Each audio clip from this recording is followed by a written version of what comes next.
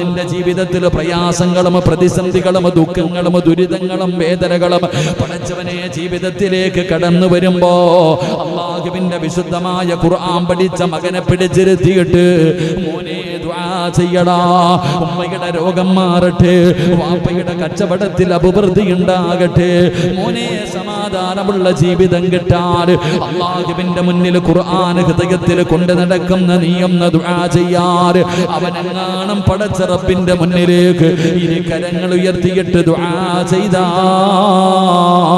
ആ ദുആയ്ക്ക് ഉത്തരമുണ്ടെന്ന് നബി മുഹമ്മദ് മുസ്തഫ സല്ലല്ലാഹു അലൈഹി വസല്ലമ തങ്ങൾ പഠിപ്പിക്കുമ്പോൾ അവന്റെ മഹത്വം നിങ്ങൾക്കറിയാനിട്ടാണ്. അവൻ അല്ലാഹു കൊടുത്തിരിക്കുന്ന സ്ഥാനം എന്താണ്? മഹാനായ പ്രവാചകൻ സല്ലല്ലാഹു അലൈഹി വസല്ലമ തങ്ങൾ പറയുകയാ, ആ മനുഷ്യൻ ഈ ലോകത്ത് നിന്ന് യാത്ര പറയുമ്പോൾ നിന്റെ പൊന്നാര മകനുണ്ടല്ലോ, അല്ലാഹുവിന്റെ വിശുദ്ധമായ ഖുർആൻ ഹൃദയത്തിൽ കൊണ്ട് നടക്കുന്നവനുണ്ടല്ലോ, അവൻ ഈ ലോകത്ത് നിന്ന് യാത്ര പറയുമ്പോ സക്കറാത്തിന്റെ അവസ്ഥയിൽ മരണത്തോട് മല്ലടിച്ചുകൊണ്ട് കിടക്കുമ്പോ അല്ലാഹുവിന്റെ മലക്കുകൾ ചോദിക്കുകയാ, അല്ലാ തഖാഫൂ വലാ തഹ്സനൂ വഅബ്ശിറൂ ബിൽ ജന്നാ. വിശുദ്ധമായ ഖുർആൻ പഠിച്ച മകൻ മരിക്കുന്ന സമയത്ത് അവൻ സക്കറാത്തിന്റെ അവസ്ഥയിൽ മരണത്തോട് മല്ലടിച്ചുകൊണ്ട് കിടക്കുമ്പോ അതാ മലക്കുൽ മൗത്തിനെ കാണുന്ന സമയമുണ്ടല്ലോ, മലക്കുകൾ ചോദിക്കുന്നു, എന്തിനാടാ മോനെ കരയുന്നത്? എന്തിനാ നീ പേടിക്കുന്നത്? നീ ഖുർആൻ ഇഷ്ടപ്പെട്ടവനല്ലേ, നീ ഖുർആൻ പഠിച്ചവനല്ലേ, നീ ഖുർആൻ ചുമക്കുന്നവനല്ലേ, മോനെ നിനക്കല്ല സ്വർഗത്തിൽ തരുന്ന പ്രതിഫലം കാണണോ? നമ്മൾ മരിക്കുമ്പോ സ്വർഗം കണ്ടിട്ടാണ് മരിക്കുന്നത്. ഒരു മുഅ്മിന് മരിക്കുന്ന സമയം അല്ലാഹുവിനെ ഭയന്നുകൊണ്ട് തഖ്വയായ ജീവിതം നയിച്ച് നടന്ന മനുഷ്യൻ മരിക്കുമ്പോ അവൻ സ്വർഗം കണ്ടിട്ടാണ് മരിക്കുന്നത്. എങ്കിൽ അല്ലാഹുവിന്റെ ഖുർആൻ പഠിക്കുന്നവർ മരിക്കുമ്പോൾ, അല്ലാഹുവിന്റെ ഖുർആൻ ചുമന്നവർ മരിക്കുമ്പോ സ്വർഗത്തിലെ ഇരിപ്പിടമാ അല്ലാഹ് കാണിച്ചു കൊടുക്കുന്നത്. ഇതാണ് സ്വർഗമെന്നല്ല പറയുന്നത്, ഇതാടാ നിനക്കല്ല തരുന്ന പ്രതിഫലം. സ്വർഗത്തിലെ നിന്റെ ഇരിപ്പിടം ഇതാടാ, സ്വർഗത്തിലെ നിന്റെ വീടിതാടാ. വഅബ്ശിറൂ ബിൽ ജന്നാ. സ്വർഗം ഇങ്ങനെ കാണിച്ചു കൊടുത്ത് സ്വർഗത്തിലെ തന്റെ സ്ഥാനം ഇങ്ങനെ കാണിച്ചു കൊടുക്കുകയാ. അല്ലാഹുവിന്റെ റസൂല് പറഞ്ഞു കിട്ടുന്ന രണ്ടാമത്തെ പ്രതിഫലം, മൂന്നാമത്തെ പ്രതിഫലം എന്തെന്നറിയോ? സുബ്ഹാനല്ലാഹ്, അല്ലാഹുവേ അല്ലാഹുവേ, എത്ര വലിയ പ്രതിഫലമെന്നറിയുമോ? അവന്റെ ജനാസ പള്ളിപ്പറമ്പിലെ ഖബറിന്റെ അകത്ത് ഇറക്കി വെച്ചാ എന്ന് പറഞ്ഞ രണ്ട് മലക്കുകൾ കടന്നു വരുമല്ലോ. എന്ന് പറഞ്ഞുകൊണ്ട് ഖബറിന്റെ അകത്തും മലക്കുകൾ കടന്നു വന്ന് ചോദ്യം ചോദിക്കുമെന്നാണ്. എങ്കിൽ അല്ലാഹുവിന്റെ റസൂൽ പറയുകയാ, അവന് ഖബറിന്റെ അകത്ത് ചോദ്യമില്ല, അവന് ഖബറിന്റെ അകത്ത് ചോദ്യമില്ല. കാരണം അവൻ അല്ലാഹുവിന്റെ കുടുംബക്കാരനാ. അല്ലാഹുവേ പടച്ചവന് അവൻ സാധാരണ ഒരു വ്യക്തിയല്ല, അല്ലാഹുവിന്റെ ഖുർആൻ പഠിച്ചവനാണ്, ആ ഖുർആനിനെ ഹൃദയത്തിൽ ചുമന്നവനാണ്. പള്ളിപ്പറമ്പിലെ ഖബറിന്റെ അകത്ത് മലക്കുകൾ വരുമ്പോ അതാ ഖുർആൻ പറയുന്നു, എന്നോട് ചോദിക്ക്. അവൻ ഉറങ്ങട്ടെ, അവൻ എന്റെ കൂട്ടുകാരനാണ്, അവൻ എന്നെ സ്നേഹിച്ചവനാണ്, അവൻ എന്നെ ചുമന്നവനാണ്, അവൻ എന്നെ ബഹുമാനിച്ചവനാണ്. അതുകൊണ്ട് അവനോട് ചോദിക്കരുത്, എന്നോട് ചോദിക്ക്, ഞാൻ പറയാമെന്ന് പറഞ്ഞു പള്ളിപ്പറമ്പിലെ ഖബറിന്റെ അകത്ത് വെച്ച് മലക്കുകൾ അവിടുന്ന് പടച്ചവനെ ആ ഖുർആൻ അവന്റെ ചോദ്യങ്ങൾക്ക് മറുപടി പറയുകയാ. എന്റെ പ്രിയമുള്ളവരെ, പായിപ്പാട് പള്ളിയുടെ ഖബർസാനിൽ പള്ളി വെക്കാൻ നേരത്തിവിടുന്ന ഒരുപാട് ഖബറിന്റെ അകത്ത് നിന്ന് എല്ലും കഷ്ടം കിട്ടിയല്ലോ. ഒരുപാട് ഖബറുകൾ ഇന്ന് ഈ പള്ളി നിൽക്കുന്നത് ഖബറിന്റെ മുകളിലാണല്ലോ. എങ്കിൽ ഈ പായിപ്പാട് പള്ളിയിലെ ഖബർസാനിൽ എവിടെയെങ്കിലും അല്ലാഹുവിന്റെ ഖുർആൻ പഠിച്ച ഒരു ഹാഫിദ് കിടക്കുന്നുണ്ടെങ്കിൽ എന്റെ പ്രിയപ്പെട്ട സഹോദരാ, എത്ര കൊല്ലം കഴിഞ്ഞാലും നിങ്ങൾ പോയിട്ടൊന്ന് നോക്ക്, ഈ പായിപ്പാട് പള്ളിയുടെ ഖബർസ്ഥാനിൽ ഒരു ഹാഫിദ് മരിച്ചത് ഓർമ്മയുണ്ടെങ്കിൽ ആ ഹാഫിദിന്റെ ഖബർ എവിടെയാണെന്ന് തെരഞ്ഞു നോക്കിയിട്ട് നാളെ നിങ്ങൾ ചെന്നിട്ട് ആ ഖബറൊന്ന് മാന്തി നോക്ക്. സുബ്ഹാനല്ലാഹ്, വെച്ചതുപോലെ കിടക്കും സഹോദരാ. അവന്റെ ഖബറിന്റെ അകത്ത് അവന്റെ ശരീരം മണ്ണ് തിന്നൂല. അല്ലാഹുവിന്റെ ഖുർആൻ പഠിച്ചവന് മണ്ണ് തിന്നില്ല. നിങ്ങൾക്ക് സംശയമുണ്ടെങ്കിൽ, നിങ്ങൾക്കറിയുമെങ്കിൽ നാളെ ചെന്നിട്ട് നിങ്ങൾ മാന്തി നോക്ക്. മുത്തുനബിയാണ് പറഞ്ഞത്, ഖുർആൻ പഠിച്ചവന്റെ ശരീരം മണ്ണ് തൊടില്ല എന്ന് നബി മുഹമ്മദ് മുസ്തഫ. അള്ളാന്റെ ഖുർആൻ പഠിച്ചവന്റെ ശരീരം മണ്ണും പുഴുക്കളും തിന്നൂല, അത് അതുപോലെ തന്നെ കിടക്കും. അള്ളാഹു ഈമാൻ തരുമാറാകട്ടെ. നമ്മളൊന്ന് പോയി നോക്കിക്കേ, ഈ അടുത്തൊക്കെ അടക്കിയ ഖബറിന്റെ പലക ഇടിഞ്ഞിട്ട് കിടപ്പുണ്ട്. കാല് കാണാൻ, തല കാണാൻ, പലതും പള്ളിക്കാട്ടിൽ. എന്നാൽ ഖുർആൻ അതാണ്, ഖുർആൻ തൊടില്ല, മണ്ണ് തിന്നൂല, പുഴുക്കൾ തിന്നൂല, അതുപോലെ തന്നെ കിടന്നുറങ്ങും. അള്ളാഹു നമുക്ക് ഈമാൻ തരുമാറാകട്ടെ. അള്ളാഹു നമുക്ക് ഈമാൻ തരുമാറാകട്ടെ. നാളെ പടച്ച റബ്ബിന്റെ പരലോകത്തേക്ക് ഖബറിന്റെ അകത്ത് നിന്ന് എഴുന്നേക്കുമ്പോ തലയിലിരിക്കണ മുടി തട്ടിക്കളഞ്ഞിട്ട് ചോദിക്കും, ആരാപ്പ എന്നെ വിളിച്ചേ? ഉറക്കത്തിൽ നിന്ന് രാവിലെ കല്യാണം കഴിഞ്ഞ് ഫസ്റ്റ് നൈറ്റിൽ കടന്നുറങ്ങിയിട്ട് പുതിയാപ്പള ഉറക്കത്തിൽ നിന്ന് എഴുന്നേക്കണ പോലെ ഈ ഖുർആൻ പഠിച്ച മകന് പായിപ്പാട് പള്ളിയുടെ ഖബർസ്ഥാനിൽ നിന്ന് എഴുന്നേറ്റിട്ട് ചോദിക്ക, ആരാ വിളിച്ചുണർത്തിയേ? അല്ലാഹു ആരം പടച്ചോനെ. നാലിച്ചു വയ്ക്ക്, നമ്മളുടെ അവസ്ഥയൊന്ന് ആലിക്ക്, നമ്മളെങ്ങനെ എഴുന്നേക്കാം? ഇവിടെ നിന്ന് ഓരോ മനുഷ്യനും എഴുന്നേക്കുന്ന രംഗം നിങ്ങളൊന്ന് ചിന്തിക്ക്. ഖുർആൻ പഠിച്ചവൻ എഴുന്നേറ്റിട്ട് ചോദിക്കുന്നു, ആരാ വിളിച്ചുണർത്തിയത്? അല്ലാ പടച്ചോൻ, ഇത് ആരാപ്പ നിക്കണേ? ഖബറിന്റെ അകത്ത് നിന്ന് എഴുന്നേറ്റ് നോക്കുക, ആരാ നിക്കണ? ഒരാള് സുന്ദരനായി സുമുഖനായിട്ട് ഇങ്ങനെ നിക്കാ. എടാ ചങ്ങാതി, എഴുന്നേക്ക്, നമുക്ക് പോകാം. മഹ്ശറയാ, ഇന്ന് മഹ്ശറയാ. അല്ലാഹുവാണ് വിളിച്ചിരിക്കുന്നത്, എഴുന്നേക്ക്. നീ ആരാടാ ചങ്ങാതി എന്നെ വിളിക്കാൻ? നീ ആരാ? എന്നെ ഞാൻ കണ്ടിട്ടൊന്നും ഇല്ലല്ലോ, നമ്മൾ തമ്മിൽ പരിചയമൊന്നും ഇല്ലല്ലോ. എടാ മോനെ, നീ ചുമന്നോണ്ട് നടന്ന ഖുർആനാടാ ഞാനാണ് പരിശുദ്ധമായ ഖുർആൻ. നീ എഴുന്നേക്ക്. വിളിച്ചുണർത്തിയിട്ട് പടച്ചവനെ നല്ല വസ്ത്രങ്ങൾ അങ്ങോട്ട് കൊടുക്കുക, സ്വർഗത്തിലെ വസ്ത്രം ധരിപ്പിക്കുക. ഏറ്റവും കൂടുതൽ വില കൂടിയ വസ്ത്രങ്ങൾ, അള്ളാഹുവിന്റെ സ്വർഗത്തിലെ വസ്ത്രങ്ങളൊക്കെ ധരിപ്പിച്ചിട്ട് ഇവന്റെ തലയിൽ കിരീടം വെച്ച് കൊടുക്കുന്ന, ഇവന്റെ ഉമ്മാക്കും ഉപ്പാക്കും കിട്ടണ അതിനും വേറെ. ഇവന്റെ ഈ ഖുർആൻ പഠിക്കുന്ന ഒരു വിദ്യാർത്ഥി, ആ വിദ്യാർത്ഥിയുടെ മാതാപിതാക്കൾക്ക് പോലും പ്രത്യേക പരിഗണനയുണ്ടെന്നാണ്.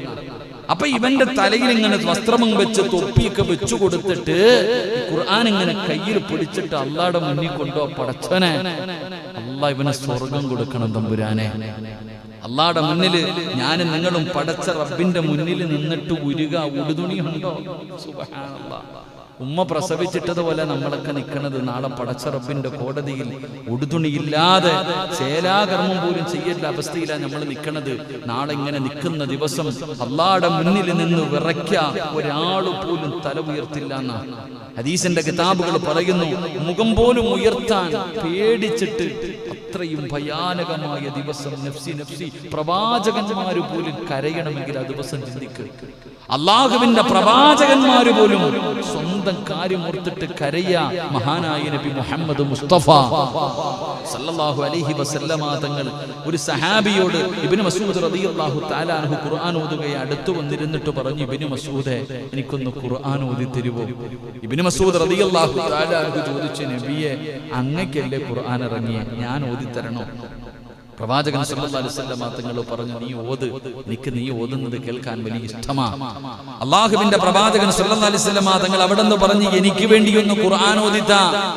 മഹാനായ ഇബ്നു മസ്ഊദ് റളിയല്ലാഹു തആല അൻഹു പരിശുദ്ധമായ ഖുർആൻ സൂറത്തുൻ നിസാ ആണ് ഓതുന്നത്. അള്ളാന്റെ വിശുദ്ധമായ ഖുർആൻ സൂറത്തുൻ നിസാ ഇങ്ങനെ ഓതുകയാണ്. അള്ളാന്റെ റസൂൽ സല്ലല്ലാഹു അലൈഹി വസല്ലമ തങ്ങൾ അവിടെ ഇങ്ങനെ കേട്ടുകൊണ്ടിരിക്കുകയാണ്. അതാ ഇങ്ങനെ ഓതി ഓതി വരികയാണ്. റബ്ബേ,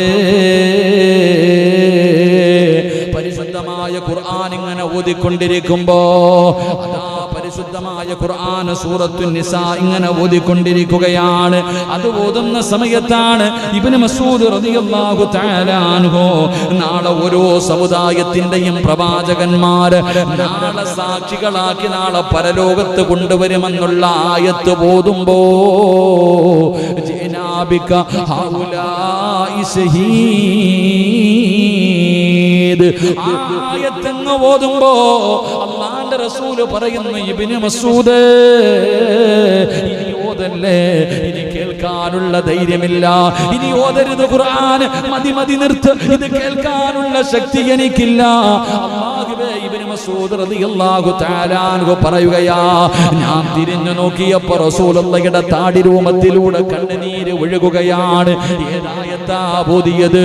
ഈ ഉമ്മത്തിന്റെ സാക്ഷിയായിട്ട് നാളെ പരലോകത്ത് മുത്തുനബിയെ കൊണ്ടുവരും. ഓരോ പ്രവാചകന്മാരെയും അവരുടെ അനുയായികൾക്ക് സാക്ഷിയായിട്ട് കൊണ്ടുവരുമെന്നുള്ള ഖുർആൻ ആയത്ത് കേട്ടപ്പോ അല്ലാഹുവിന്റെ പ്രവാചകൻ പോലും കരഞ്ഞുപോയെന്ന് ചരിത്രം പറയുമ്പോ ആ പരലോകത്താണ് ഞാനും നിങ്ങളും നിൽക്കുമ്പോ ഖബറിന്റെ അകത്ത് നിന്ന് നിന്റെ പൊന്നാര മകനെയോ മകളെയോ അല്ലാഹുവിന്റെ വിശുദ്ധമായ ഖുർആൻ പിടിച്ചു കൊണ്ടുവരികയാ. എന്നിട്ട് പറയുന്നു, നാഥാ, എത്രയോ ആൾക്കാർ ഖുർആൻ പഠിക്കാതെ ഖുർആൻ ഓതാതെ ഒന്ന് തുറന്നു പോലും നോക്കാതെ എന്റെ മുകളിൽ ഇരുന്ന പൊടി പോലും ഒന്ന് തുടച്ച് കളയാതെ എത്രയോ പേര് എന്നെ ബഹുമാനിക്കാതിരുന്നപ്പോ അല്ലാഹുവേ, ഇവൻ എന്നെ ബഹുമാനിച്ചവനാണല്ലാ, ഇവൻ ഹൃദയത്തിൽ ചുമന്നവനാണല്ലാ. അതുകൊണ്ട് റബ്ബേ, ഇവന് നീ സ്വർഗം കൊടുക്കണേ അല്ലാ. നാളെ വിചാരണയില്ല, നിന്റെ പൊന്നുമോന് നാളെ ഹിസാബില്ല, നാളെ പടച്ചവൻ അവനോട് ചോദിക്കില്ല, നാളെ അവനെ വിചാരണ ചെയ്യില്ല. അല്ലാഹു പറയും, അതാടാ സ്വർഗം, നിനക്കിഷ്ടമുള്ള വാതിലിലൂടെ കേറിപ്പോക്കോ. നാളെ അവനോട് പറയുകയാ, ഈ കാണുന്ന സ്വർഗത്തിന്റെ ഏത് കവാടത്തിലൂടെ വേണമെങ്കിലും കടന്നു പോക്കോ. അല്ലാഹുവേ, നിന്റെ പൊന്നാര മകൻ സ്വർഗത്തിലേക്ക് കടന്നു പോവുകയാ. അവന് സ്വർഗത്തിന്റെ മുന്നിലെത്തുമ്പോ, അവൻ സ്വർഗത്തിലേക്ക് പോകുമ്പോ അവന്റെ കുടുംബക്കാര് കടന്ന് യാചിക്കുകയാ. അവന്റെ കുടുംബക്കാരിൽ പലരും നരകത്തിലേക്ക് മലക്കുകൾ കൊണ്ടുപോവുകയാണ്. അവർ പലരും നരകത്തിന്റെ അവകാശികളാണ്. ഇവൻ പതാ സ്വർഗത്തിന്റെ മുന്നിൽ പോയിട്ട് അല്ലാഹുവിന്റെ മുന്നിലേക്ക് കരഞ്ഞുകൊണ്ട് തിരിച്ചു വരികയാ. അല്ലാഹുവിന്റെ മുന്നിലേക്ക് കരഞ്ഞുകൊണ്ട് തിരിച്ചു വരികയാ. അല്ലാഹു ചോദിക്കുന്നു, നിനക്ക് ഞാൻ സ്വർഗം തന്നില്ലേ, എന്തിനാ മോനെ കരയുന്നത്? നിന്നോട് സ്വർഗത്തിന് പോകാൻ പറഞ്ഞിരിക്കുകയല്ലേ, എന്തിനാ പൊന്നുമോനെ നീ കരയുന്നത്? അല്ലാഹുവേ, എന്റെ ഉമ്മയും എന്റെ ഉപ്പയും എന്റെ കൂടപ്പറപ്പും എന്റെ കുടുംബക്കാര് ഇവരൊക്കെ നരകത്തിൽ പോകുമ്പോ എനിക്ക് മാത്രം എന്തിനാ പടച്ചവനെ സ്വർഗം? എന്റെ ഈ കുടുംബക്കാര് മുഴുവനും നരകത്തിലാണല്ലോ. എന്റെ മാതാപിതാക്കൾ, എന്റെ കുടുംബക്കാര് പലരും നരകത്തിന്റെ അവകാശികളുടെ കൂട്ടത്തിൽ കിടക്കുകയാ. ആ സമയത്ത് ഞാൻ മാത്രം എങ്ങനെയാ പടച്ചവനെ സ്വർഗത്തിൽ പോകുന്നത്? അവരെ കൂടെ രക്ഷപ്പെടുത്തണേ അല്ലാ. നാളെ പടച്ച റബ്ബിന്റെ പരലോകത്ത് വെച്ച് പറയുമ്പോ അല്ലാഹുവിന്റെ റസൂൽ അവിടെന്ന് പറയുകയാ, അല്ല പറയുന്ന പോകടാ, ഖുർആൻ പഠിച്ചവനെ പോകടാ, ആ കിടക്കുന്നവരിൽ ഇഷ്ടമുള്ള 40 പേരുടെ കയ്യിൽ പിടിച്ചോ. അല്ലാഹു നമുക്ക് ഈമാൻ തരുമാറാകട്ടെ. അല്ല പറയും, ആ കിടക്കണ ആര് വേണമെങ്കിലും എടുത്ത കുടുംബക്കാരല്ല, ഈ കിടക്കണ 40 പേരിൽ ആരെ വേണമെങ്കിലും പിടിച്ചോ, പോയിട്ട് കയ്യെ പിടിച്ചിട്ട് കൊണ്ടുപോകടാ സ്വർഗത്തിലേക്ക്. അള്ളാഹു അവസരം കൊടുക്കുമെന്ന് മുത്തുനബി മുഹമ്മദ് മുസ്തഫ. അപ്പോഴതിന്റെ വിലയേറിയ അതാ ഖുർആൻ, അതാണ് ഖുർആൻ. നാളെ പടച്ച റബ്ബിന്റെ പരലോകത്ത് വെച്ചിട്ട് 40 പേരുടെ കൈ പിടിക്കാം. ഒരെണ്ണം പോരെ എത്താ വീട്ടില്? ഇവിടെ വീട്ടിൽ ഒരെണ്ണം പോലെ രക്ഷപ്പെടാൻ. അൽഹംദുലില്ലാ. അല്ലാഹുവേ, ഞങ്ങളുടെ കത്ത എത്ര പുണ്യം ചെയ്തിട്ടുണ്ടാകും. അള്ളാഹു അദ്ദേഹത്തിന്റെ ഖബറിടം വിശാലമാക്കി കൊടുക്കുമാറാകട്ടെ. പലരും നമ്മളോടൊക്കെ പറയാറുണ്ട്, സിറാജ് ഉസ്താദേ നിങ്ങളുടെ വാപ്പൊക്കെ രക്ഷപ്പെട്ടല്ലോ, ഒരുപാടെണ്ണം ഉണ്ടല്ലോ, 3-4 ഹാഫിദീങ്ങൾ വീട്ടിലുണ്ട്, അവരൊക്കെ കൊണ്ടുപോയി കഴിഞ്ഞാൽ പിന്നെ നിങ്ങൾക്ക് കൊണ്ടുപോകാൻ ആളെ കാണത്തില്ലല്ലോ. നമ്മളോട് പലരും ചോദിക്കാം. അള്ളാഹു നമുക്ക് ആരെയും കൊണ്ടുപോകണ്ട, നമുക്കെങ്കിലും പോയാൽ മതി. അള്ളാഹു രക്ഷപ്പെടുത്തുമാറാകട്ടെ. അള്ളാഹു രക്ഷപ്പെടുത്തുമാറാകട്ടെ. എൻ്റെ പ്രിയപ്പെട്ട സഹോദരങ്ങളെ, നാളെ 40 പേരെ കൊണ്ടുപോകാൻ അവസാനം സ്വർഗത്തിന്റെ മുന്നിലെത്തുമ്പോൾ മലക്ക് പറയുവത്രേ, ഓതടാ ഖുർആൻ. സ്വർഗത്തിലേക്ക് കയറി കഴിയുമ്പോ മലക്കുകൾ പറയും ഓതാൻ. ഓരോ ആയത്ത് ഓതുമ്പോഴും ഇവന്റെ സ്ഥാനം ഇങ്ങനെ ഉയരുകയാണ്. പടച്ചവനെ പിന്നെ പിടിച്ചാൽ കിട്ടൂല. ഖുർആനിന്റെ അവസാനത്തെ മിനൽ ജിന്നത്തി വന്നാസ് എന്ന് ഓതുമ്പോ ഓൻ എവിടെ ആയിരിക്കും എന്ന് ചിന്തിച്ചു വയ്ക്കേ. അള്ളാന്റെ പരിശുദ്ധമായ ഖുർആനിലെ 114 അധ്യായങ്ങൾ, 6000-ൽ പരം വരുന്ന ആയത്തുകൾ ഇത് ഓതി കഴിയുമ്പോ എവിടെ എത്തി നിൽക്കണ പടച്ചവനെ. നാളെ സ്വർഗവാസികൾ ചോദിക്കോത്രേ, ഈ ഊഞ്ഞാലിന്റെ മുകളിൽ ഇരുന്ന ആടിന് ഈ കുട്ടിക്ക് ഈ പ്രതിഫലം കിട്ടാൻ കാരണം എന്താണ്? ആ ഇരിക്കണ മക്കൾ ആരാ? അവർക്ക് ഈ പ്രതിഫലം എങ്ങനെയാ കിട്ടിയ? അപ്പൊ പറയത്രേ, അഹ്ലുൽ ഖുർആൻ, അവർ ഖുർആനിന്റെ ആൾക്കാരാ, അവർ അള്ളാന്റെ പരിശുദ്ധമായ ഖുർആൻ പഠിച്ചവരാ, അവർക്ക് അള്ള കൊടുത്തിരിക്കുന്ന പ്രതിഫലം ഇതാണെന്ന് പറഞ്ഞു കൊടുക്കും. അപ്പൊ നമ്മുടെ എഞ്ചിനീയറായ മോൻ എവിടെ ആയിരിക്കും? നമ്മുടെ ഡോക്ടറായ മകൾ എവിടെയായിരിക്കും? അള്ളാഹു ദുനിയാവിലും ആഖിറത്തിലും ഉപകരിക്കുന്ന വിഭാഗത്തിൽ പെടുത്തുമാറാകട്ടെ. അള്ളാഹു നമ്മുടെ മക്കളെ നാളെ നമ്മളെ സ്വർഗത്തിൽ കൊണ്ടുപോകുന്ന മക്കളായി അള്ളാഹു സ്വീകരിക്കുമാറാകട്ടെ. അപ്പൊ ഞാൻ പറഞ്ഞു വന്നത്, അള്ളാഹുവിന്റെ ഖുർആൻ പഠിച്ചവർ അവരാദരിക്കുന്നത് ആരാദരിക്കുന്നത് പോലെ ഒന്ന് പറ, അള്ളാഹ് ആദരിക്കുന്നത് പോലെ. താടിയും തഴമ്പിലൊന്നും നോക്കരുത്, ചെറുതോ വലുതോ എന്ന് നോക്കരുത്. അവനോട് പറയണം, മോനെ ദുആ ചെയ്. അവനോട് പറയണം, എനിക്ക് വേണ്ടി ദുആ ചെയ്. ആ കുട്ടിയുടെ ദുആയ്ക്ക് ഉത്തരമുണ്ട്. അള്ളാഹു നമ്മുടെ കുടുംബത്തിൽ ഒരു ഹാഫിദിനെ നൽകി അനുഗ്രഹിക്കുമാറാകട്ടെ. അള്ളാഹു നൽകി അനുഗ്രഹിക്കുമാറാകട്ടെ. 3-ാമത്തെ വിഭാഗം നീതിമാനായ ഭരണാധികാരി. നീതിമാനായ ഭരണാധികാരിയെ ആദരിക്കുന്നത് അള്ളാനെ ആദരിക്കുന്നത് പോലെയാണെന്ന് നബിയുനാ റസൂലുള്ളാഹി. അങ്ങനെ ഒരു ചങ്ങാതിയെ കാണണമെങ്കിൽ മഷീട്ട് നോക്കിയാൽ പോലും പറ്റൂല. നീതിമാനായ ഒരു ഭരണാധികാരിയെ ആദരിക്കണമെന്ന് അങ്ങനെ ഒരു ചങ്ങാതി കാണാൻ പറ്റുമോ? നമുക്ക് പറ്റുമോ? ഇല്ല. അതാണ് അവസ്ഥ. ഇന്നത്തെ അവസ്ഥ വെച്ച് നോക്കുമ്പോൾ അങ്ങനെയുള്ള ഒരാളെ നമുക്ക് കാണാൻ പറ്റൂല. ഭരണാധികാരി എന്ന് പറയുമ്പോൾ, നീതിമാനായ ഭരണാധികാരി എന്ന് പറഞ്ഞ ഇന്ത്യയുടെ പ്രധാനമന്ത്രി മാത്രമല്ല കേട്ടാ, നിങ്ങളും ഒരു ഭരണാധികാരിയാ. പായിപ്പാട് മുസ്ലിം ജമാഅത്തിന്റെ ഓരോ മനുഷ്യനും ഞാനൊരു ഭരണാധികാരിയാ. എവിടുത്തെ ഭരണാധികാരി?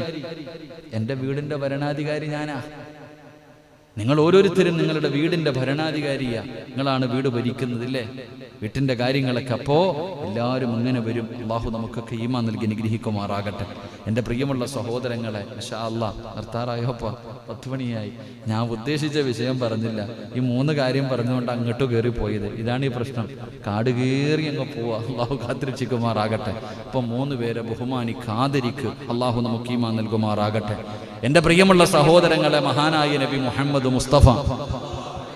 ബോറടിച്ച അൽഹംദുലില്ലാ. അപ്പൊ നിങ്ങൾ ചിന്തിക്കുക, എൻ്റെ പൊന്നാര സിറാജ് ഉസ്താദ്, ഈ ഹാഫിദീങ്ങൾ മാത്രമേ പോകത്തുള്ളൂ, നമുക്കൊന്നും ഇല്ലേന്ന്. നമ്മൾ ചിന്തിക്കുന്നത് ഹാഫിദീങ്ങളും ആലിമീങ്ങളും മാത്രമേ പോകത്തുള്ളൂ. നിങ്ങൾക്ക് പോണോ? നിങ്ങൾക്ക് ഒരാളെങ്കിലും കൊണ്ടുപോകാനുള്ള ഒരു അവസരമുണ്ട്. നിങ്ങൾ അല്ലാതെ ഒരാളെ കൂടെ സ്വർഗത്തിൽ കൊണ്ടുപോകാനുള്ള അവസരം അള്ളാഹു ഭാഗ്യം തരുമാറാകട്ടെ.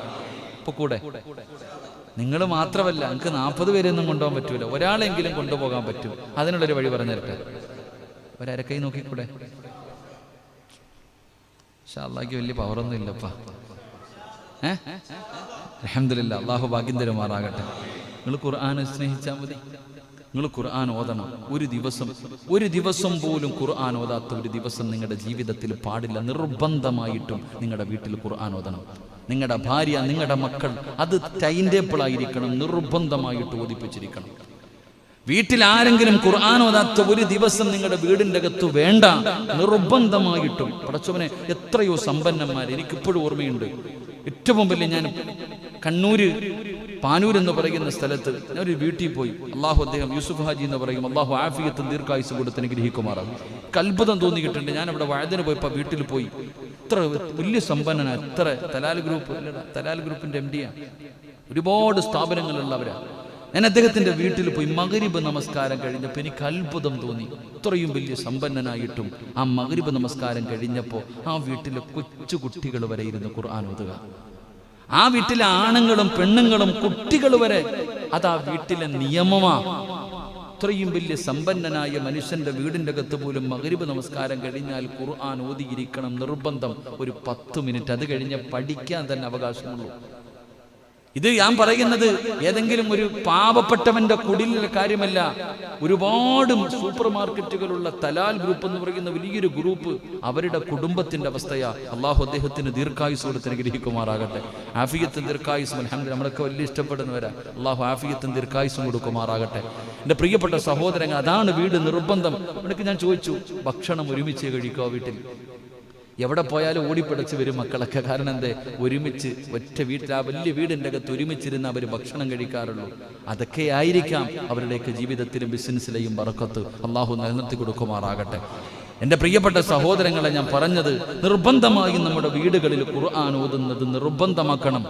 അങ്ങനെ നമ്മൾ ഓതാൻ തയ്യാറായാൽ മഹാനായ നബിയിന റസൂലുള്ളാഹി സ്വല്ലല്ലാഹു അലൈഹി വസല്ലമ തങ്ങൾ പറഞ്ഞു, അള്ളാഹുവിന് ചില അടുത്ത ആൾക്കാരുണ്ടെന്ന് പറഞ്ഞാൽ കുടുംബക്കാര്, നമ്മളെ പോലുള്ള കുടുംബമല്ല, അള്ളാഹുവിനോട് അടുത്തവർ.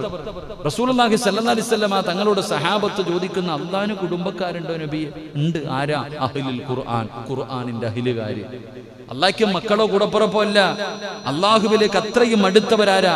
ഖുർആൻ പഠിക്കുകയും പഠിപ്പിക്കുകയും ആ ഖുർആനിനെ ഹൃദയത്തിൽ കൊണ്ടു നടക്കുകയും ഓതുകയും ചെയ്യുന്നവർ. അള്ളാഹു ഭാഗ്യം തരുമാറാകട്ടെ.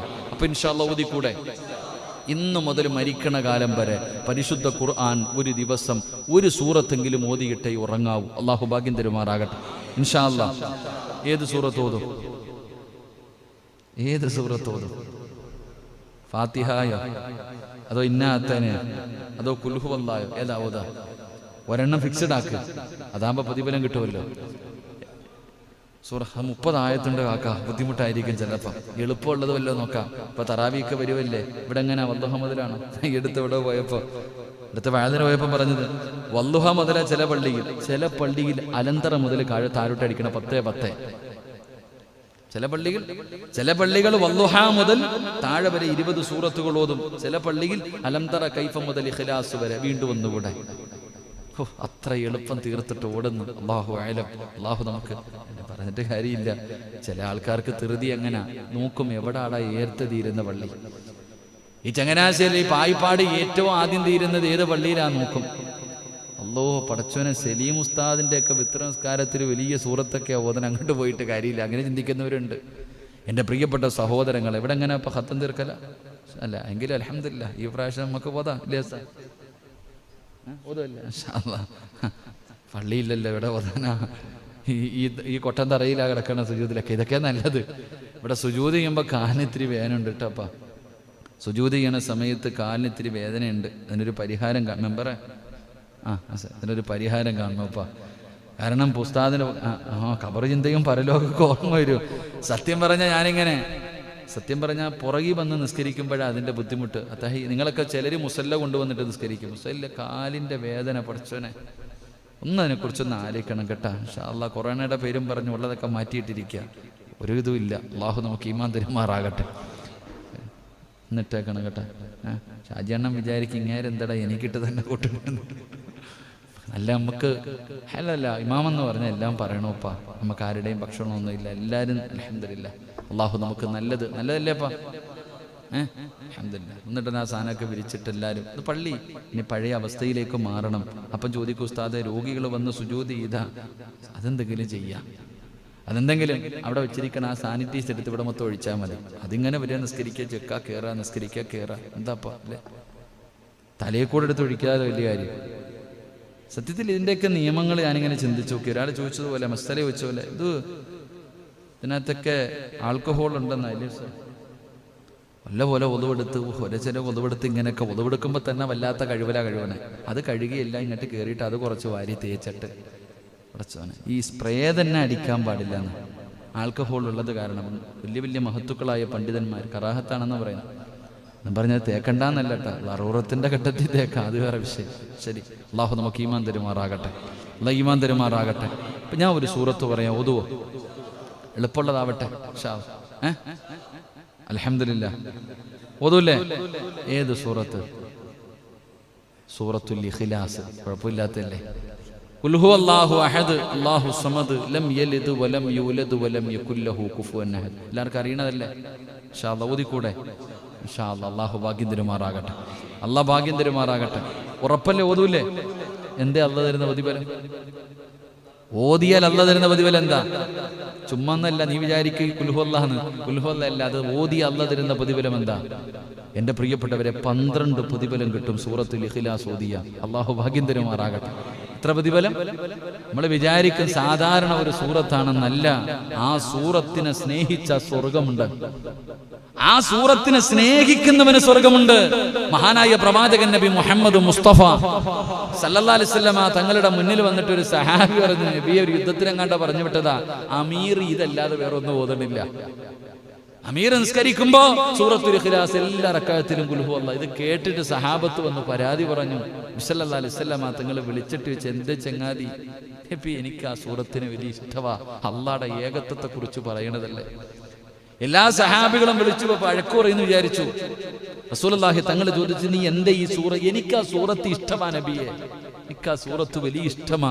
കാരണം അള്ളാഹുവിനെ കുറിച്ചല്ലേ പറയണേ. ഖുൽ ഹുവല്ലാഹു അഹദ് അല്ലാഹു സമദ്, അള്ളാഹയെ കുറിച്ച് മാത്രമാ പറയണേ. അതുകൊണ്ട് എനിക്ക് വലിയ ഇഷ്ടം. മുത്തുനബി പറഞ്ഞു, നീ പൊക്കോളാൻ, നിനക്ക് സ്വർഗമുണ്ടെന്ന് നബി മുഹമ്മദ് മുസ്തഫ സല്ലല്ലാഹു അലൈഹി വസല്ലം. സഹാബികൾ വിചാരിച്ചത് അത് മാറ്റി അടുത്ത സൂറത്ത് ഓതണമെന്ന് പറയുമെന്ന.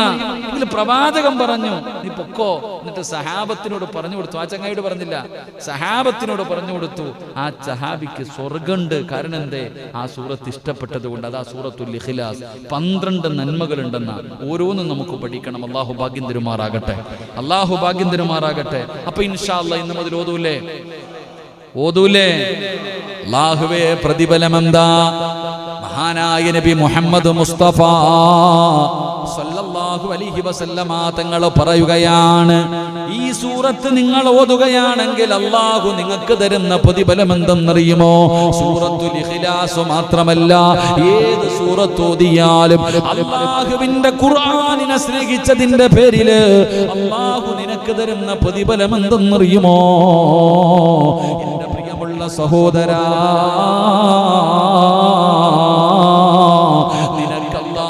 ഈമാനുള്ള ഒരു മരണം തരികയാണ്. ഈമാനുള്ള ഒരു മരണം. അല്ലാഹു നിനക്ക് ഈമാനുള്ള ഒരു മരണം തരും. പടച്ചവനെ, നീ മരിച്ചു കിടക്കുമ്പോ നിന്റെ മയ്യത്ത് കാണുന്നവർ കൊതിക്കുകയാ, അല്ലാഹുവേ ഇതെന്തൊരു മരണമാണ് തമ്പുരാന്, എന്തൊരു പ്രകാശമാണ് തമ്പുരാന്, എന്തൊരു പുഞ്ചിരിയാണ് തമ്പുരാന്. അല്ലാഹുവേ, എനിക്കും ഇങ്ങനെ ഒരു മരണം തരണേ അല്ലാ. എന്റെ പ്രിയമുള്ളവരെ, നിന്റെ ജനാസ കാണുന്നവർ മുഴുവനും കൊതിച്ചു പോവുകയാണ്. പടച്ചവനെ, ഈമാനുള്ള ഒരു മരണം അല്ലാഹു നിനക്ക് തരികയാ. 2, മഹാനായ നബി മുഹമ്മദ് മുസ്തഫ സല്ലല്ലാഹു അലൈഹി വസല്ലമ തങ്ങൾ പറയുകയാ, ഇതൊരു ചെറിയ സൂറത്താണെന്ന് നിങ്ങൾ ഒരിക്കലും കരുതരുത്. ഇതിന്റെ പ്രതിഫലമാണ് പറയുന്നത്. എന്റെ പ്രിയമുള്ളവരെ, മരിച്ചു കിടക്കുമ്പോ നിന്റെ മുഖത്ത് കാണാം അതിന്റെ പ്രതിഫലം. നിന്റെ കുടുംബക്കാര് കാണുകയാണ്, നിന്റെ ഭാര്യ മക്കള് കാണുകയാണ്, നിന്റെ നാട്ടുകാര് കാണുകയാണ്. അല്ലാഹുവേ, മരിച്ചു കിടക്കുമ്പോ നിന്റെ മുഖത്ത് പ്രകാശമാ. അങ്ങനെ ഒരു പ്രകാശം എല്ലാവർക്കും കിട്ടൂല. എന്റെ പ്രിയമുള്ളവരെ, ജീവിച്ചിരിക്കുമ്പോ ചിരിക്കാൻ പറ്റും, പക്ഷേ മരിച്ചു കിടക്കുന്ന സമയത്ത് ആർക്കാ ചിരിക്കാൻ കഴിയുക? ആർക്കാ ചിരിക്കാൻ കഴിയുക? പടച്ചവനെ, ആ മരണവേദനയുടെ പ്രയാസത്തില് അല്ലാഹുവേ, പടച്ചവനെ, കിടപ്പിൽ കിടന്ന് മലമൂത്ര വിസർജനം നടത്തുകയാ. നിങ്ങൾ പലരുടെയും മയ്യത്ത് കണ്ടിട്ടുണ്ടല്ലോ, മുഖത്ത് നോക്കുമ്പോ തന്നെ ഭയമാണ്. മക്കളോട് പറയുന്നു, പോകണ്ട, പേടി തോന്നുമട, കണ്ണല്ലടാ പൊന്നുമോനെ, കണ്ണല്ലാഹുവേ മുഖമെല്ലാം കരിവാളിച്ച് കറുത്തു, മുഖമൊക്കെ കറുത്തുപോയി, കണ്ണിങ്ങനെ തെള്ളിയിട്ട് പടച്ചവനെ ഭയപ്പെടുത്തുന്ന രീതിയിൽ മരിച്ചു കിടക്കുകയാ. അല്ലാഹുവേ അങ്ങനെ ഒരു മരണം തരല്ലേ തമ്പുരാന്. എന്റെ പ്രിയമുള്ള സഹോദരങ്ങളോട് പറയുകയാ, മരിച്ചു കിടക്കുമ്പോ കാണാൻ നിനക്ക് അല്ലാഹു തരുന്ന പ്രതിഫലം നിന്റെ മുഖത്ത് വല്ലാത്ത പുഞ്ചിരിയാണ്, നിന്റെ മുഖത്ത് വല്ലാത്ത പ്രകാശമാണ്. എന്റെ പ്രിയമുള്ളവരെ, ഇവിടെ ഇരിക്കുന്ന പലരും പടച്ചവനെ അത്തിപ്പറ്റ ഉസ്താദിന്റെ ഖബർ സിയാറത്ത് ചെയ്യാൻ പോയവരുണ്ടല്ലോ. ആ മഹാനവറുകൾ പടച്ചവനെ ക്യാൻസർ എന്ന് പറയുന്ന രോഗം പിടിച്ച് ഒരു ഭാഗം മുഴുവനും വല്ലാതെ പടച്ചവനെ അവിടെ നിന്ന് നല്ലതുപോലെ സംസാരിക്കാൻ പോലും കഴിയാത്ത അവസ്ഥയിൽ, പക്ഷേ മരിച്ചു കിടന്നപ്പോഴുള്ള പ്രകാശമുണ്ടല്ലോ, മരിച്ചു കിടന്നപ്പോഴുള്ള പ്രകാശമുണ്ടല്ലോ, ആ മുഖത്തെ പുഞ്ചിരിയുണ്ടല്ലോ.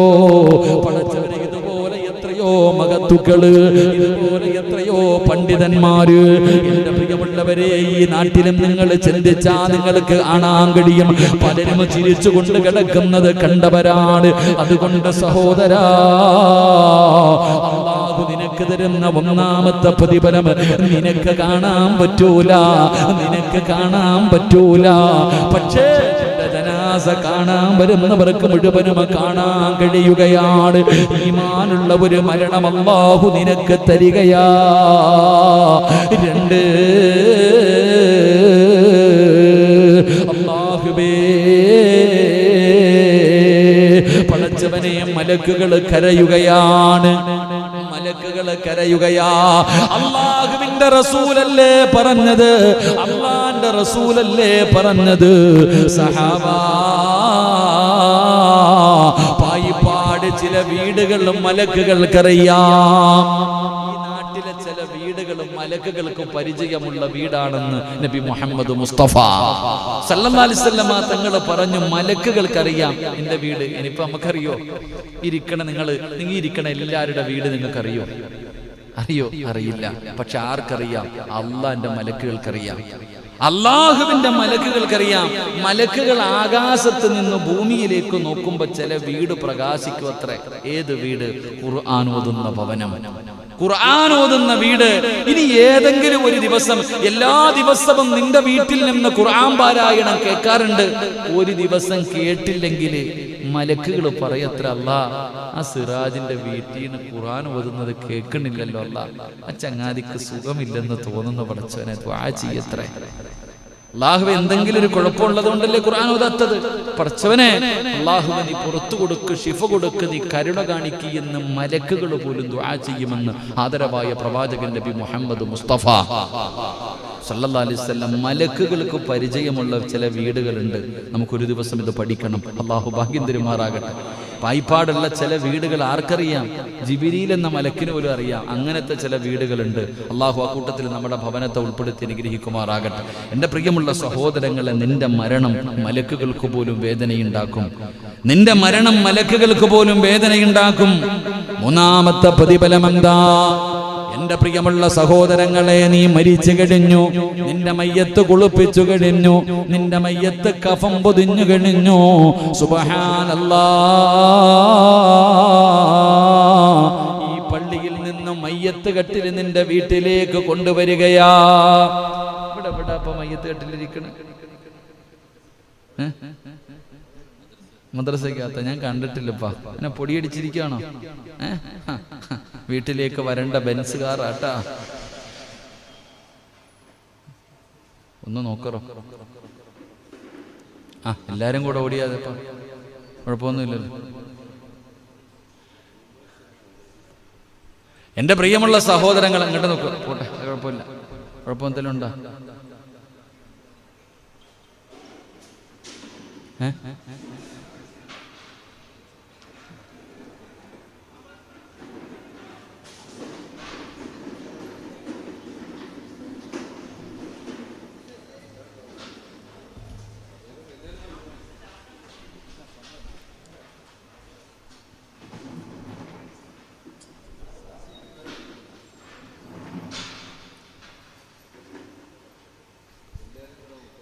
ഇൻഷാ അല്ലാഹ് എന്തെങ്കിലും കുഴപ്പമുണ്ടോ നോക്ക്, എന്തെങ്കിലും കുഴപ്പമുണ്ടോ, എന്താ പറ്റിയതേക്കാം?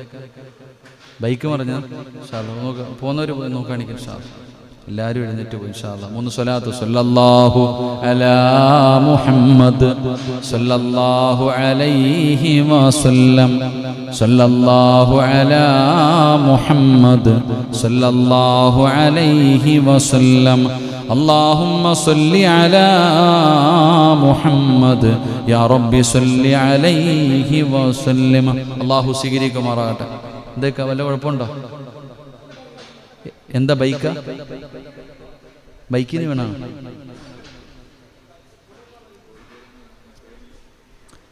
ഇൻഷാ അല്ലാഹ് അല്ലാഹു ശിഫ കൊടുക്കുമാറാകട്ടെ. ഒന്ന് ഹോസ്പിറ്റലിൽ ഒന്ന് കൊണ്ടുപോകാനുള്ള ഇൻഷാ അല്ലാഹ്.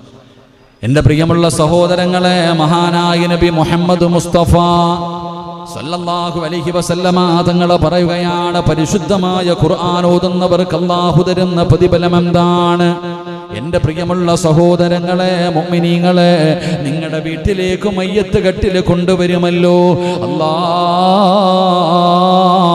കുടുംബക്കാര് മുഴുവനും നിന്നെ കുളിപ്പിച്ച് വെള്ള തുണിയിൽ പൊതിഞ്ഞിട്ട്, നല്ല വസ്ത്രത്തിൽ പൊതിഞ്ഞിട്ട്, പടച്ചവനെ അതാ കുടുംബക്കാര് മുഴുവനും സുഗന്ധമൊക്കെ തേച്ചിട്ട് ആ പള്ളിയിൽ നിന്ന് കൊണ്ടുവന്ന മയ്യത്ത് കട്ടിലിന്റെ മുകളിലേക്ക് നിങ്ങളെ എടുത്ത് കിടത്തിയിട്ട് എല്ലാവരും ലാ ഇലാഹ ഇല്ലല്ലാഹ്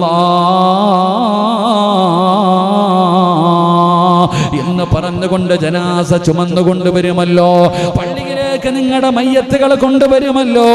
അല്ലാഹുവിന്റെ ഖുർആൻ ഓതുമെന്ന് തീരുമാനിച്ചവര്, അല്ലാഹുവിന്റെ ഖുർആനിനെ ബഹുമാനിക്കുമെന്ന് ആദരിക്കുമെന്ന് കരുതിയവര്, മനസ്സിൽ നിയ്യത്ത് ചെയ്തവര്, എൻ്റെ പ്രിയമുള്ളവരെ, എത്രയോ പേര് പരിശുദ്ധമായ ഖുർആനെന്ന് തുറന്നു നോക്കാത്തവരുണ്ട്.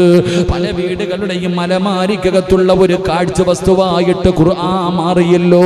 പല വീടിന്റെയും ടിവിയുടെ അടിയില്, പല വീടിന്റെയും തട്ടുംപുറത്ത് പൊടിയടിച്ചിട്ടാണ് അല്ലാഹുവിന്റെ ഖുർആൻ കിടക്കുന്നത്. അതിന്റെ മുകളിലിരിക്കുന്ന പൊടിയൊന്ന് തുടച്ചു കളയാൻ, അതിന്റെ മുകളിലിരിക്കുന്ന പൊടിയൊന്ന് തുടച്ചു കളയാൻ പലരും തയ്യാറാകാറില്ല. അതൊന്ന് തുറന്നു നോക്കാറില്ല. എൻ്റെ പ്രിയമുള്ളവരെ, ശാപമാണ് ഉസ്താദേ. വീടിൻ്റെ അകത്ത് സമാധാനമില്ല, വീടിൻ്റെ അകത്ത് സന്തോഷമില്ല. പടച്ചവനെ, പരാതി പറയുന്ന പിതാക്കന്മാരോട്, നിന്റെ വീടിൻ്റെ അകത്തിരിക്കുന്ന ഖുർആൻ, അലമാരിക്കകത്ത് നിരത്തി വെച്ചിരിക്കുന്ന ഖുർആൻ, അത് നീ ഒന്ന് തുറക്കാതെ വരുമ്പോ, അതൊന്ന് തുറന്ന് ഓതാതെ വരുമ്പോ, ആ ഖുർആൻ നിന്റെ വീടിന്റെ അലമാരിക്കകത്തിരുന്നിട്ട് ആ ഖുർആൻ പറയുന്നു, നാഥാ എന്നെ ഒന്ന് തുറന്നു നോക്കുന്നത് പോലുമില്ല അല്ലാ. പടച്ചവനെ, എന്നെ ഓതുന്നില്ല തമ്പുരാന്, എന്നെ പാരായണം ചെയ്യുന്നില്ല തമ്പുരാന്, എന്റെ മുകളിലിരിക്കുന്ന പൊടി പോലും ഇവര് തുടയ്ക്കുന്നില്ല, ഇവരെന്നെ പരിഗണിക്കുന്നത് പോലുമില്ല. ആ ഖുർആൻ നിന്റെ വീടിന്റെ അകത്തിരുന്ന് നിനക്ക് ശാപമാ. ആ നിന്നെ ശപിക്കുകയാണ്. പിന്നെ എങ്ങനെയാണ് നിന്റെ വീടിന്റെ അകത്ത് സമാധാനമുണ്ടാകുന്നത്, സന്തോഷമുണ്ടാകുന്നത്, നിന്റെ വീട്ടിൽ അഭിവൃദ്ധി ഉണ്ടാകുന്നത്, നിന്റെ വീടിന്റെ അകത്ത് ബറക്കത്തുണ്ടാകുന്നത്? അതുകൊണ്ട് എൻ്റെ പ്രിയമുള്ളവരെ, ഖുർആനിനെ ഹൃദയത്തിലേക്ക് ചേർത്ത് പിടിച്ചോ. നിർബന്ധമായിട്ടും പടച്ചവനെ, നീ നിന്റെ ഭാര്യയോട്, നിന്റെ മക്കളോട് പറയണം, മഗ്രിബ് നമസ്കാരം കഴിഞ്ഞാൽ ഒരു 5 മിനിറ്റെങ്കിലും ഈ വീടിന്റെ അകത്തിരുന്ന് ഖുർആൻ ഓതണം. അത് നിർബന്ധമാക്കണേ. അല്ലാതെ നീയും നിന്റെ കുടുംബം ഖുർആനിന്റെ ശാപം കിട്ടുന്നവരാകരുത്. എങ്കിലും നിങ്ങൾക്ക് കിട്ടുന്ന പ്രതിഫലം എന്താ? എൻ്റെ പ്രിയപ്പെട്ട സഹോദരാ, എൻ്റെ പ്രിയപ്പെട്ട ചെറുപ്പക്കാരാ, എൻ്റെ ശബ്ദം കേൾക്കുന്ന ഉമ്മമാരെ, അല്ലാഹുവിന്റെ ഖുർആൻ അമിതമായി ഓതുന്ന എൻ്റെ പ്രിയപ്പെട്ടവര്, അല്ലാഹു നിങ്ങൾക്ക് തരുന്ന പ്രതിഫലം എന്തെന്നറിയുമോ? നിങ്ങളുടെ മയ്യത്ത് ചുമക്കുന്നതാരാ? നിങ്ങളുടെ മക്കളല്ല, നിങ്ങളുടെ കൂടപ്പറപ്പല്ല, നിങ്ങളുടെ കുടുംബക്കാരല്ല, നാട്ടുകാരല്ല. പിന്നെ നിങ്ങളുടെ ജനാസ ചുമക്കുന്നതാരാ? പായിപ്പാട് പള്ളിയിലേക്ക് നിന്റെ ജനാസ നിന്റെ വീട്ടിൽ നിന്ന് ചുമന്നു കൊണ്ടുവരുന്നത് ആരെന്നറിയുമോ?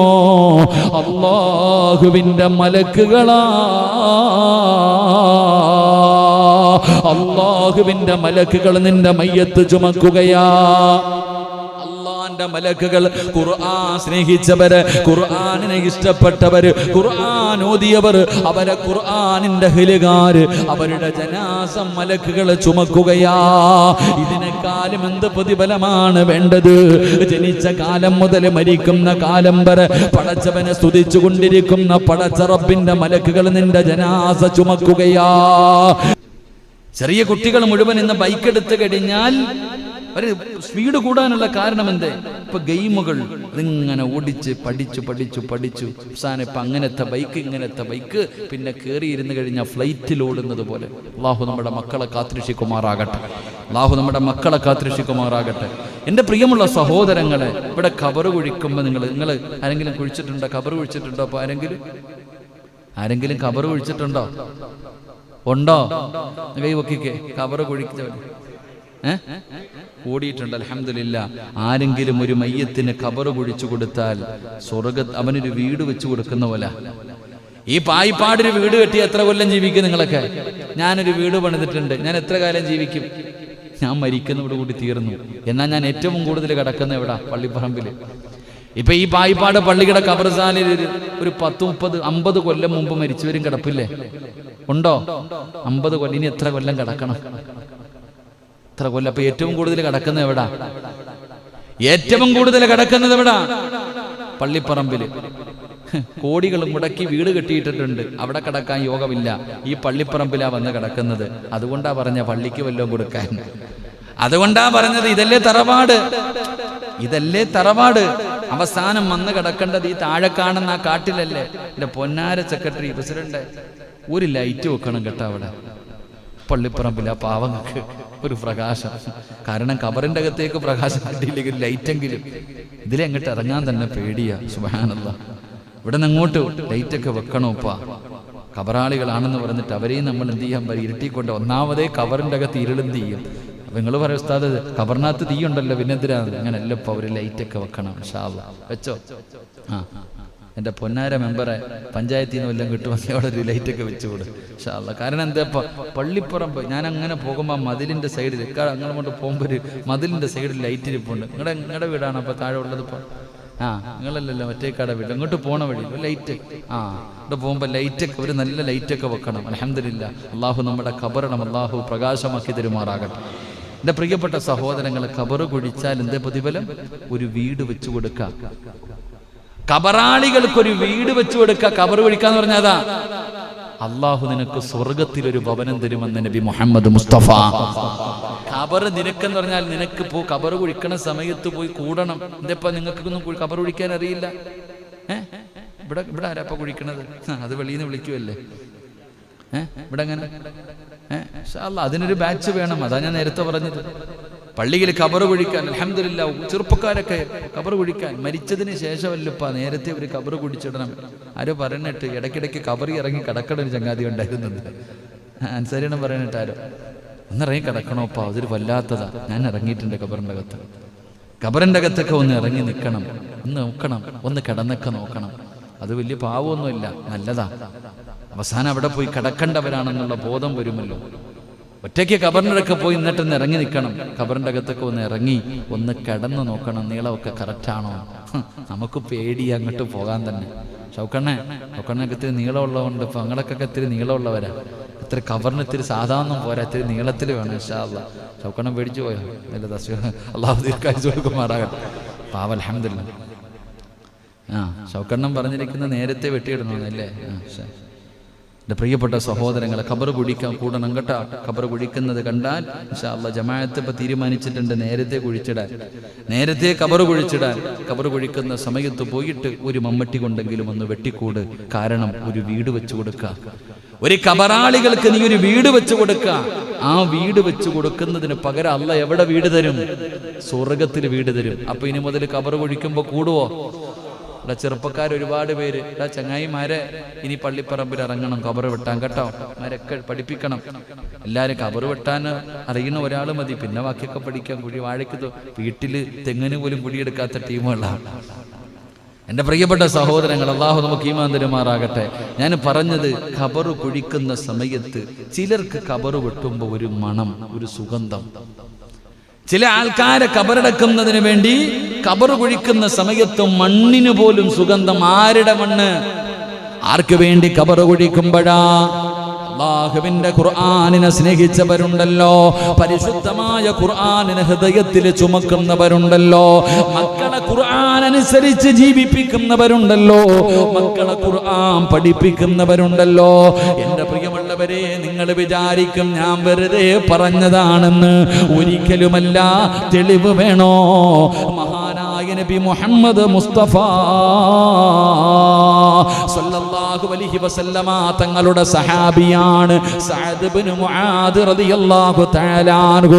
ചെറുപ്പക്കാരനായിരുന്നു. 36ാമത്തെ വയസ്സിലാണ് സഅദ് ഇബ്നു മുആദ് തങ്ങൾ വഫാത്താകുന്നത്. മുസ്ലിമായത് 30ാമത്തെ വയസ്സിൽ. എത്രാമത്തെ വയസ്സിൽ മുസ്ലിമായി? 30. എത്രാമത്തെ വയസ്സിൽ മരണപ്പെട്ടു? 36. 6 വർഷമേ മുസ്ലിമായി ജീവിച്ചുള്ളൂ. നമ്മൾ 50ഉം 60ഉമായി. അള്ളാഹു കാക്കുമാറാകട്ടെ. 6 വർഷം മുസ്ലിമായി ജീവിച്ച ഈ സഹാബി മരിച്ചപ്പോ അള്ളാന്റെ അർശ് പോലും കുലുങ്ങി എന്ന് ചരിത്രം പറയാ. ഈ 6 കൊല്ലം മുസ്ലിമായി ജീവിച്ച സഹാബി മരിച്ചപ്പോ അള്ളാഹുവിന്റെ അർശ് പോലും കുലുങ്ങി എന്ന് ചരിത്രം പഠിപ്പിക്കുന്നു. അള്ളാഹു ഈമാൻ തരുമാറാകട്ടെ.